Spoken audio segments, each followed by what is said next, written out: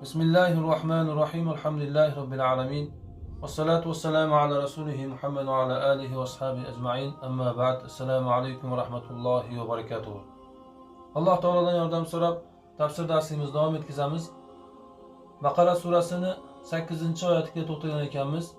Bismillahirrahmanirrahim. Baqara surasining 8-oyati: وَمِنَ النَّاسِ مَنْ يَقُولُ آمَنَّا بِاللَّهِ وَبِالْيَوْمِ الْآخِرِ وَمَا هُمْ بِمُؤْمِنِينَ. Ma'nosi, insonlardan bir toifa insonlar borki, ular biz Allohga va oxirat kuniga iymon keltirdik deb aytishadi. وَمَا هُمْ بِمُؤْمِنِينَ. Vaholanki ular mo'min emas deyapti Alloh taolo.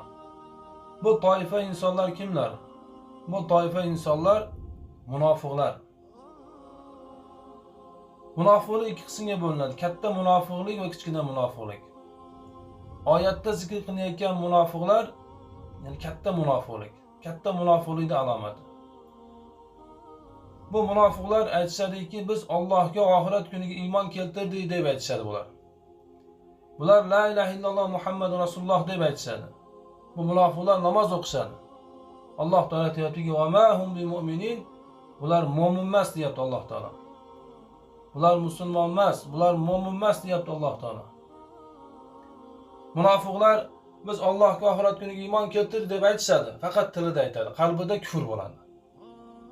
Shuning uchun Alloh taolo bularni "Amahum bimu'min", bular mo'min emas, musulmon emas deyapti Alloh taolo.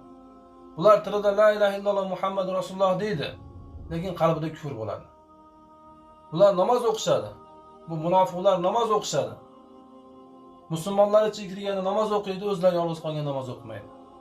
Shuning uchun Alloh taolo "Amahum bimu'minin", bular mo'min emas, musulmon emas deyapti Alloh taolo.